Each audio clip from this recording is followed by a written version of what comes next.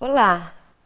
É sempre muito bom mergulharmos nos pensamentos desses grandes homens e mulheres que passaram pela humanidade. Não importa se eles estiveram aqui há milhares de anos. O pensamento dessas grandes pessoas é sempre eterno. É sempre possível mergulharmos e colhermos bons frutos, boas reflexões e enormes lições de vida.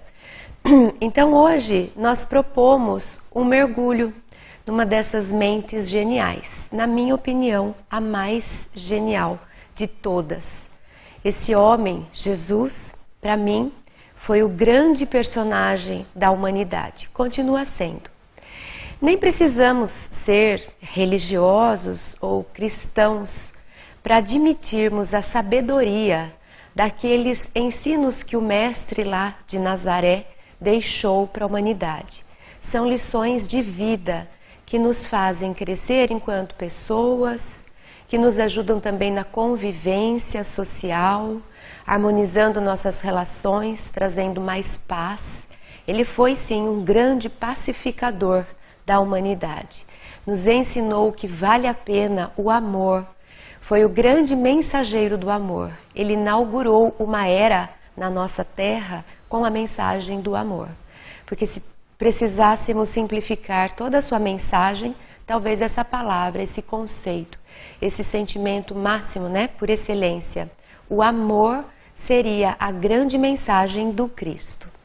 Mas independente da religiosidade, a minha proposta é que mergulhemos em algumas das suas palavras para mostrar ou para presenciarmos o quanto elas são atuais, para constatarmos que ainda assim, hoje, podemos nos balizar pelos ensinos que o Cristo deixou.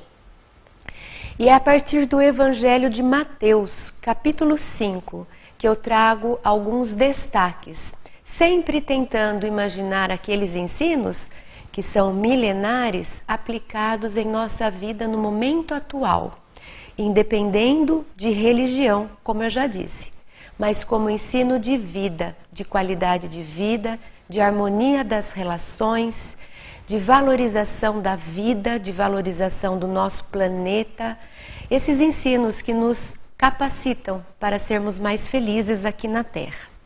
Esses trechos, então, que eu destaco, eles trazem algumas figuras de linguagem.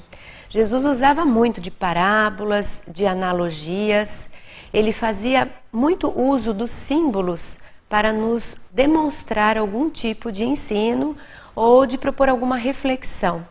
E realmente o símbolo, ele é algo que nos remete ao nosso passado arquetípico. Nossa inconsciência, nosso inconsciente, a linguagem dele é a simbólica. Então, quando Jesus falava a partir de símbolos, de histórias, de contos, de parábolas, ele estava acessando o nosso inconsciente. Na verdade, o inconsciente é que nos governa. A gente sim tem a sensação de termos consciência das coisas que fazemos, mas a verdade é que na maioria das vezes o inconsciente age através da nossa consciência. Quando, por exemplo, nós falamos assim, nossa, mas não sei por que eu disse isso. Se eu disse e eu não sei conscientemente porque eu disse, provavelmente aquilo que eu disse veio do inconsciente. O inconsciente está muito presente. A forma como eu vejo as pessoas, a forma como eu lido com a vida, tem muito conteúdo do inconsciente que extravasa sem que eu perceba. E aí eu digo, eu escolhi isso por causa da cor. E muitas vezes não é. Eu escolhi aquilo pensando que foi por causa da cor, mas às vezes é porque aquilo que eu escolhi tem relação com alguma experiência minha lá do passado, da minha infância, algum desejo que eu não fiz, ou algum afeto que ficou guardado, algum vínculo afetivo. E então, ao escolher, eu estou inconscientemente dando vida para aquilo que ficou lá guardado, e sem perceber. Então Jesus acionava diretamente os conteúdos do inconsciente quando ele falava por símbolos. A mesma coisa fez a mitologia, trabalhou muito de forma simbólica. Então, quando nós falamos com as crianças a respeito dos contos de fada, de novo, nós estamos trabalhando no desenvolvimento da criança a partir do seu inconsciente. Lá no seu inconsciente, onde estão as crenças, os valores, onde está o verdadeiro ponto de vista dela, como ela enxerga o mundo, o que ela acha das coisas. Tudo isso tem conteúdo de inconsciente. Então, quando nós fazemos alguma atuação, por exemplo, pela educação, por meio de contos de fada, nós estamos elaborando não só o pensamento racional, a linguística, não.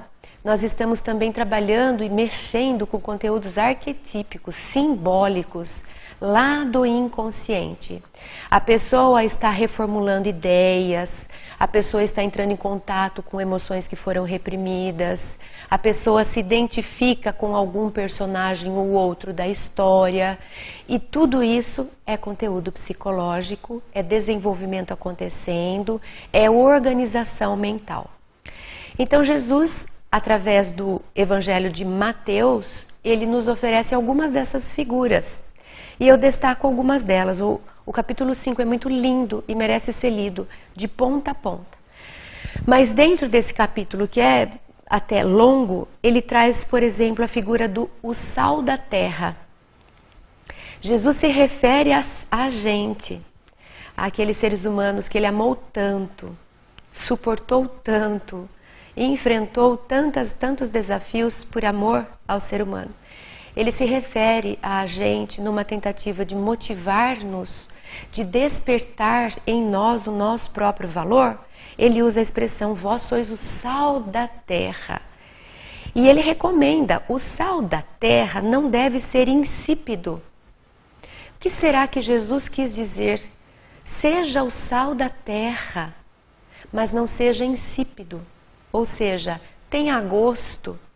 Quando a gente acrescenta o sal na medida certa, porque demais ele rouba totalmente o gosto de tudo e ele incomoda, como tudo que é demais. Mas o sal na medida certa, como tempero da comida, ele tem a função de destacar o valor, o sabor de cada ingrediente. Ele não deve roubar a ponto de só sentirmos o sal. Aí ele está demais, ele faz mal. Mas se ele vier na pitada correta e equilibrada, eu posso nem perceber o salgado, mas ele me faz perceber o sabor de cada coisa que tem no meu prato. Essa é a função do sal, né? O sal é um elemento natural. Ele vem lá do mar, a gente pode retirar o sal da própria natureza. É um minério, é algo que vem da natureza. Então era como se Jesus, agora imaginando que ele está falando com a gente, ele dissesse assim, você é da natureza. A natureza é uma criação de Deus, então você é muito especial. Você é algo que vem das mãos do Criador. E você pode, quando estiver inserido entre outros, ou seja, entre outras pessoas, entre outros coletivos, no ambiente social, você pode entrar exageradamente, querendo monopolizar e só o seu sabor ser sentido. Isso não vai ser bom. Isso vai fazer mal para as pessoas, inclusive para você. Mas se você for insípido, ou seja, sem gosto, se você entrar num coletivo e não participar dele, não oferecer o que você traz, que no caso do sal é despertar o sabor, é dar o sal, salgar na medida boa, também não adianta você estar no coletivo. Olha que recomendação. Seja um sal na medida certa, dê sabor, dê valor, acrescente no universo onde você estiver. Não seja nem essa pessoa morna, sem graça, que não participa, que não tem opinião, que não oferece seu talento, que não acrescenta no conjunto. Não seja insípido, mas também não seja exagerado. Não ache que tudo gira em torno de você. Não pense que é isso que precisa acontecer, somente eu estar presente em tudo. Seja sal na medida certa. Seja o sal que valoriza os outros, que a sua presença faz com que os outros também sejam mais vistos e ouvidos. Seja um sal que cria elo no conjunto onde você está. Isso quer dizer, seja você. Seja você. Não tenha medo de se expressar, mas também não precisa querer impor. Mas também não precisa se calar. Ofereça aquilo que você tem e que é gostoso de ouvir, de ver, de saber. Qual é o seu talento? Que tipo de sal você é? Você tem trazido ele na medida boa nas suas relações, nem ficando omisso e indiferente e nem tampouco querendo oprimir e só dar o seu tom? Você tem conseguido ser o sal que Jesus propôs, o sal da terra, na medida boa? Vamos pensar um pouquinho a respeito disso e a gente volta para falar já já a respeito de outros pontos desse evangelho tão bonito. A Editora Frater conta com livros que trabalham reflexões sobre alegria, saúde e bem-estar, além de temas relacionados ao espiritismo. Entre eles, os títulos: A Dança entre Opostos, Viver no Mundo, Os Mestres de Nossas Vidas, de autoria ou coautoria de Cristiane Lenz Ribeira. Eles estão disponíveis para compra no site www.editorafrater.com.br. A renda obtida com a venda desses livros é revertida para a instituição Remanso Fraterno, apoiada por Raul Teixeira. É uma organização sem fins lucrativos, sediada no município de Niterói, atendendo a mais de 250 crianças e seus familiares, além de 85 adolescentes e jovens em situação de vulnerabilidade social.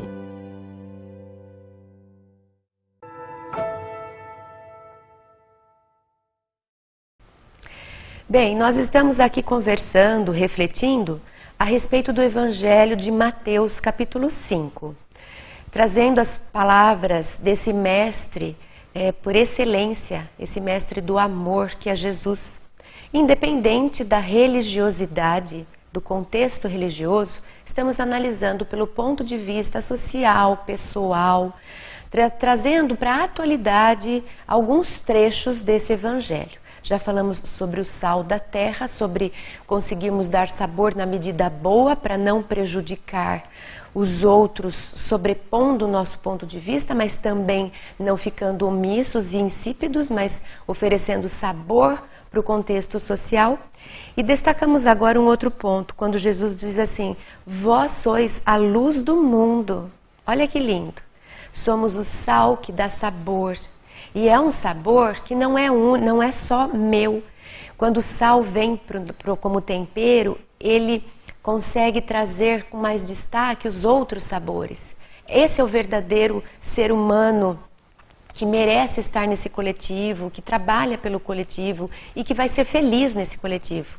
É esse ser humano que traz a sua cota, mas que também valoriza os sabores dos outros, que lida com o coletivo de uma forma harmônica, valorosa.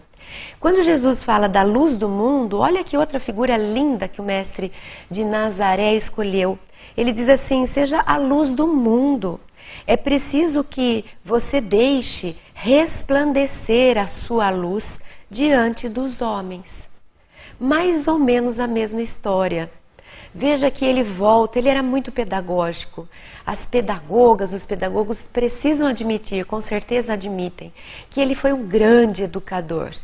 Então ele trabalha com essas figuras porque acessam diretamente o inconsciente, conseguem gerar registros mais profundos, ou seja, dificilmente depois que a gente ouve esse tipo de ensino a gente esquece rápido, porque ele trouxe essas figuras simbólicas e essas figuras simbólicas vão imediatamente para o nosso inconsciente, são mais fáceis de lidar porque a linguagem do inconsciente é simbólica.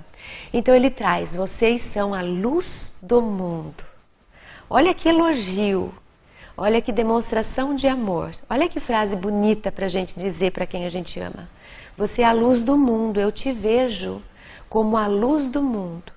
Mas ele recomenda, essa luz ela precisa resplandecer, ela não pode se apagar.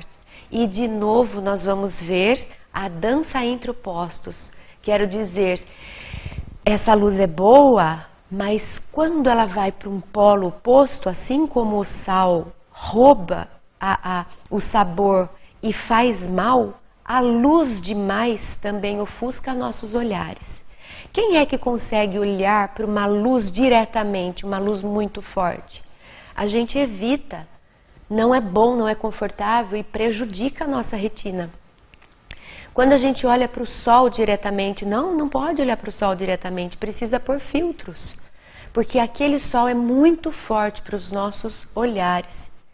Então, no polo, já que eu sou luz, se eu achar que eu preciso brilhar mais do que todo mundo, ser a única luz presente no ambiente, se eu acho que a minha luz deve se sobrepor a de todos os outros, eu posso fazer com que as pessoas olhem assim para mim. Porque eu ofusco, isso não faz bem, não é agradável. Eu faço mal. Quando eu acho que a minha luz é a única, eu faço mal para o contexto social. Mas se eu for para o outro extremo, e eu disser assim, a minha luz não vale nada, a luz dos outros é que é boa, a minha não. E eu então abafo a minha luz, eu reprimo, eu escondo a minha luz, de novo, eu estou fazendo mal. Porque a minha luz é única, eu sou único. E aquilo que eu tenho para oferecer, só eu tenho. E se eu escondo os meus talentos, se eu escondo os meus sentimentos, o meu ponto de vista, a minha participação no coletivo, eu estou impedindo que as pessoas desfrutem da minha luz. Não que ela seja grande, não que ela seja melhor, não, mas ela é única, como a sua é única, e como cada ser humano tem sua única luz.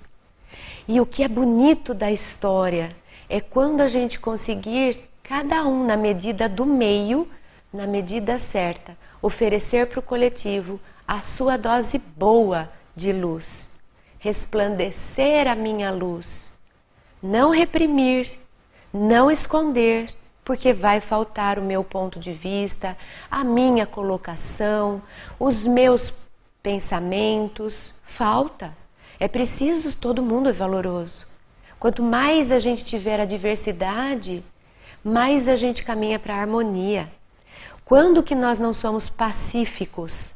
Quando nós polarizamos no sentido de querermos só de um jeito, só da minha forma. Só uma coisa, só um lado. Quanto mais valorizarmos a pluralidade, a diversidade, mais estamos construindo uma sociedade em que todos participam, todos são valorizados e todos são felizes.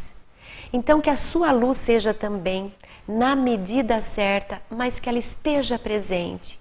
Não reprima, não pense que a sua luz não tem valor, que você não precisa falar porque você não sabe das coisas. Quem disse isso? Isso é crença disfuncional, cada ser humano é único. Jesus olhou para cada um que cruzou o seu caminho e enxergou não as imperfeições, mas alguém que era para ele um anjo em construção. Nós estamos sendo construídos, paciência, ainda não temos todas as virtudes, mas estamos caminhando. Temos aí a eternidade para quem acredita na imortalidade da alma. Então calma, eu já tenho sim valor, o meu valor é sou filha de Deus. E isso por si só já é o grande valor da nossa vida.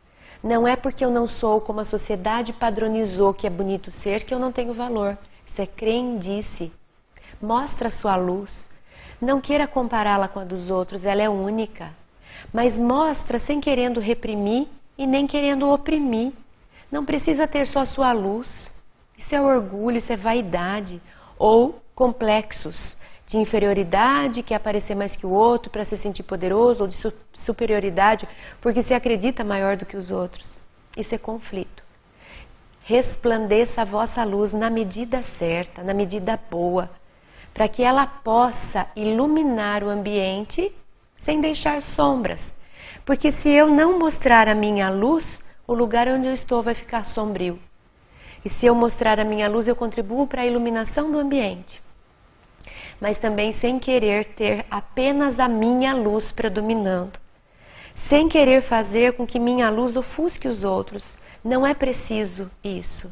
Então, sal da terra, luz do mundo. E Jesus nesse trecho também fala sobre a hipocrisia.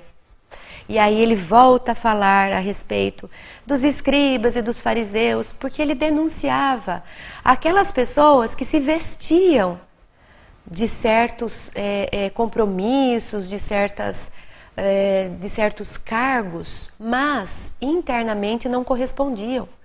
Ou seja, era apenas uma persona, era apenas uma máscara social, em que eu me visto de uma coisa, mas lá no fundo nem eu pratico aquilo que eu estou dizendo. E Jesus vem então condenar esse modo farisaico, no sentido de hipócrita. Fazemos grandes tradições, grandes rituais, fazemos tantas coisas para fora, mas internamente continuamos com a nossa pequenez, com o nosso atraso. Então Jesus nesse evangelho ele também fala a respeito da hipocrisia, ou seja, seja verdadeiro. Se você ainda não dá conta de ser quem você se diz ser, não seja. Seja autêntico. Seja você, não manipule, não engane, não finja. E estamos vivendo esses tempos de muitos sofismas e muitas falácias, ou seja, engodos, enganações, discursos e narrativas para distorcer a verdade, para te confundir, para te enganar. Conta uma história linda e você acredita, porque a história minha é bonita e você me segue, mas essa história nada mais é do que uma narrativa para atingir fins que eu não estou contando, fins escusos, de interesse próprio, de interesse pessoal. Muita atenção, porque sim, a hipocrisia tem predominado nos nossos dias atuais, infelizmente. Ainda tem mais alguma coisa a respeito desse trecho evangélico, mas eu falo daqui a pouco.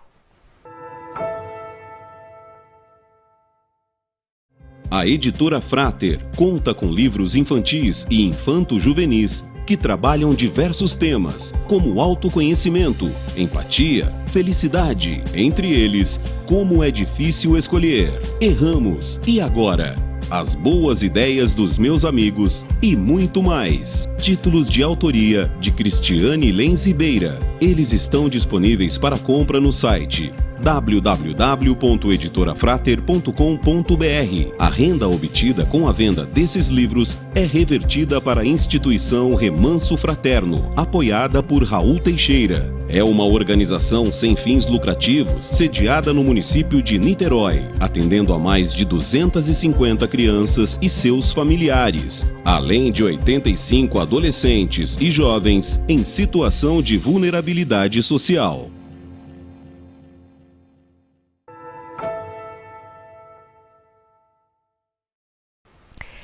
Estamos conversando hoje, refletindo a partir do Evangelho de Mateus, capítulo 5, não de forma religiosa, mas de forma filosófica, como educação para a vida, e buscando trazer esses ensinos que possuem bastante valor simbólico para os nossos dias atuais. Falamos a respeito do sal da terra, do quanto é importante sermos um sal na medida certa, porque se quisermos salgar demais, estragamos a comida toda. Se quisermos salgar de menos, não participando, estamos omissos e também vai faltar sabor.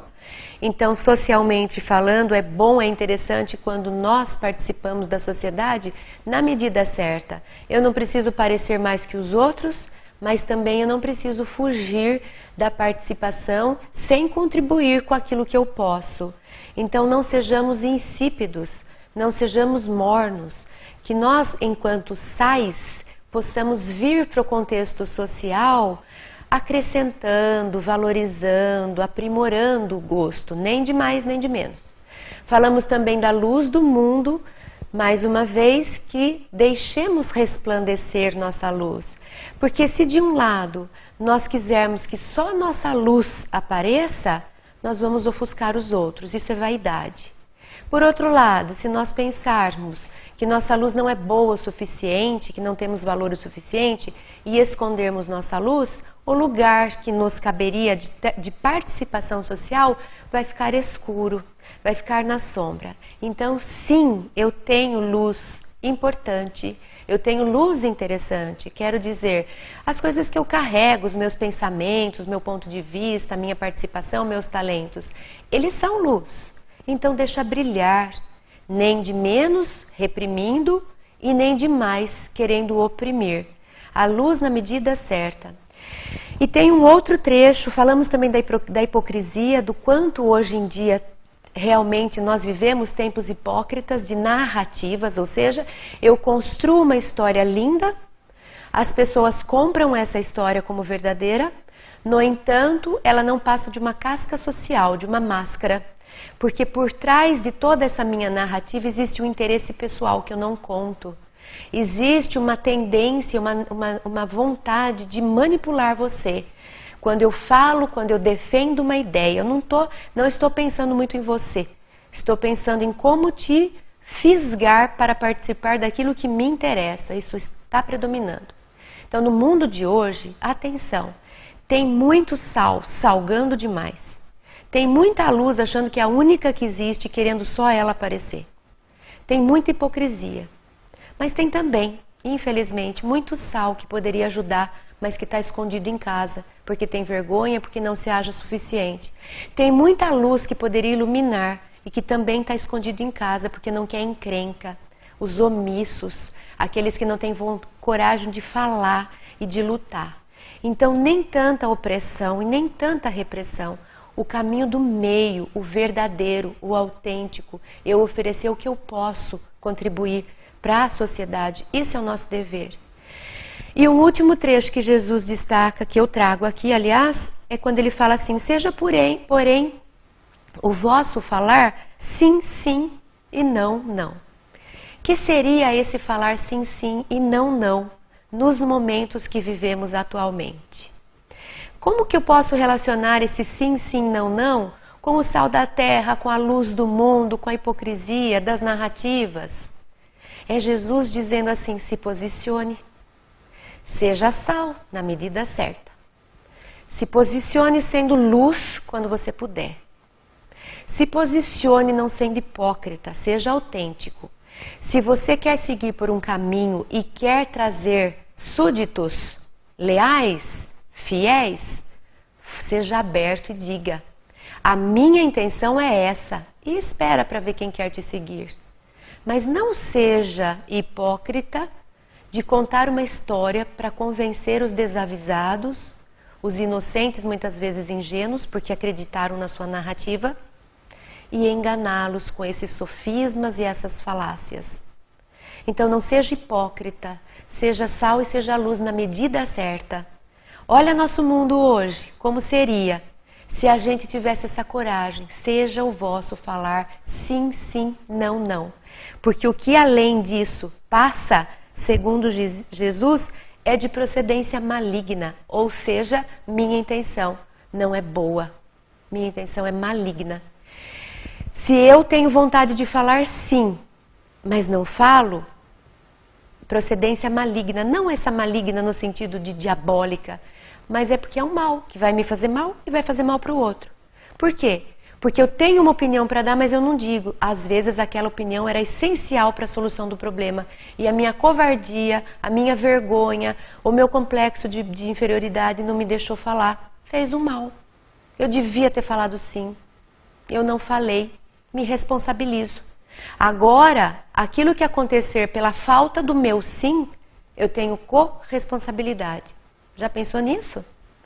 E quando eu tiver vontade de falar não, de ser o sal que diz não, de ser a luz que mostra que o não é preferível, mas eu me calo de novo, eu vou ser corresponsável por aquilo que acontecer, porque eu poderia ter interferido, eu poderia ter dado sugestões e não dei, fui omisso.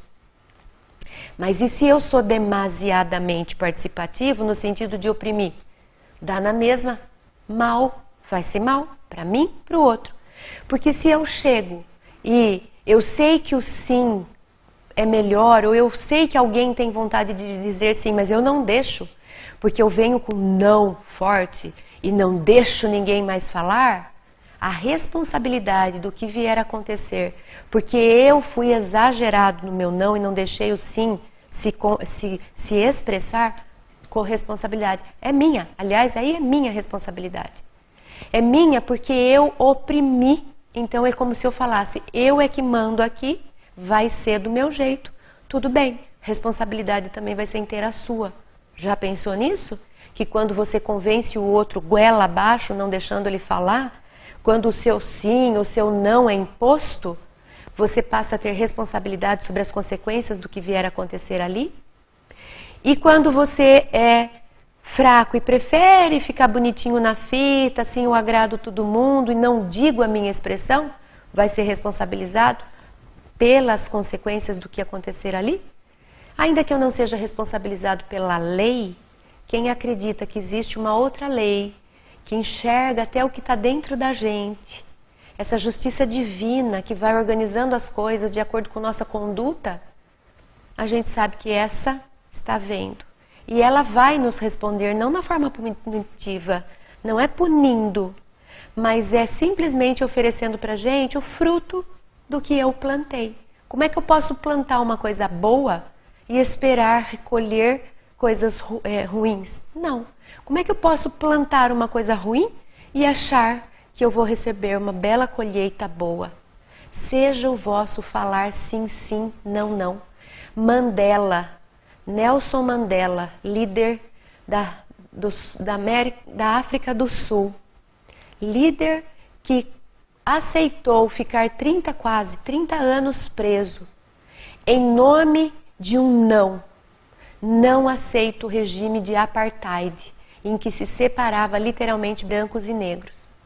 Não aceito. Mas isso está predominando. Se você falar não, você vai preso. Eu vou. Eu não vou falar sim, querendo dizer não, só para ficar bem, para não ter problemas, para não ser perseguido.